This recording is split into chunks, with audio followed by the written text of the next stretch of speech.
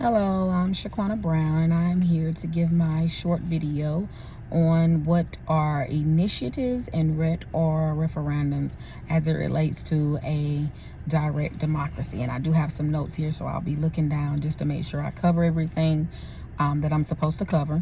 So with an initiative in a direct democracy, it's where citizens can propose laws, they can make constitutional amendments, or amend existing laws to their state's constitution. The way that they do this, the initiative must have signatures filed with the Secretary of State within 4 months of the next general election. If they get enough valid signatures from registered voters, then that particular issue will be placed on the ballot for citizens of that state to be able to vote on. As far as a referendum, in contrast, that is actually where citizens have the power to veto a law. It's almost a similar process. They still have to gather enough signatures from registered voters. They must file this with the Secretary of State within 90 days of when the legislature that enacted the bill in question, whether it be the House or the Senate. Initiatives and referendums are created through a direct democracy. Just a historical fact, John Cromwell, I did some research and I discovered that he was a leader in orchestrating a lot of referendums in the state of Arizona.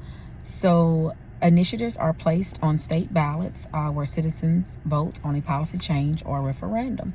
So pros of the referendum, it provides supports for difficult decisions that have to be made. It typically reflects the majority, which shows a particular people's support on a topic or decision.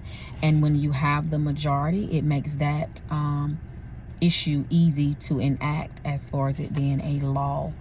Another benefit of referendums, it provides negotiation. So it's not just one-sided. It takes into account everybody's views who are registered voters. It's not one-sided. Everybody has a say-so in it. It just goes along with the majority. You can see the desires of all parties involved. The main con of a referendum to me is it creates division. So everybody's not going to agree the same way on particular issues. So then you come up with a lot of division. And where division is, it will be hard to enact a certain policy or a law or whatever you're trying to amend. It'll be harder if there is a lot of division amongst the people. Pros of initiatives: you can overturn laws. So for citizens, a certain law is not working for them. They have the power and the voice to overturn it, as long as, again, they have enough signatures of registered voters and it is voted upon on the ballot. It gives more freedom to the people. The desire of the people is fulfilled. The people have a voice. It also provides as a check and balance to legislature and government. So the whole deal with initiative is to give the people a voice, to make sure that the government is not overpowering the people. So it kind of keeps the government officials, judges, it keeps them in line because they know, hey, if they get out of line, they could possibly be voted out of office. A disadvantage or con of initiative would be an overuse of the system, bad laws being drafted, and uninformed decisions being made. So when you're talking about an initiative, it's a lot of different people as long as they're a registered voter. So you could be talking to people that might not necessarily have the facts on a situation or might not even have any knowledge of what's going on, and they may just tend to vote with the issue because a certain party is voting, and so that becomes an uninformed decision because that individual made that decision without any facts or without any knowledge or support of why they're making a certain decision. So when a decision is not knowledge-based, no evidence to support it, it becomes uninformed.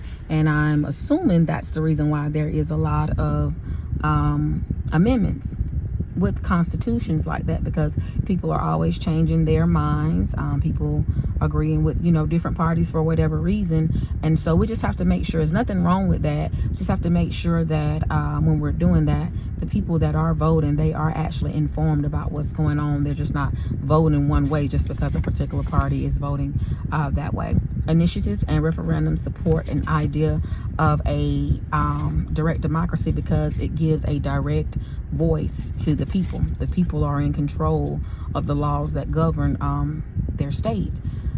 Citizens participate in democratic decision making. So again, they help elected officials make decisions. When they don't like it, they have the power to change it. And when they don't like legislature or certain judges, they have the power to overthrow that as well. So there is good and bad when it comes to initiatives and referendums. Thank you so much. I hope I covered everything, and have a blessed day.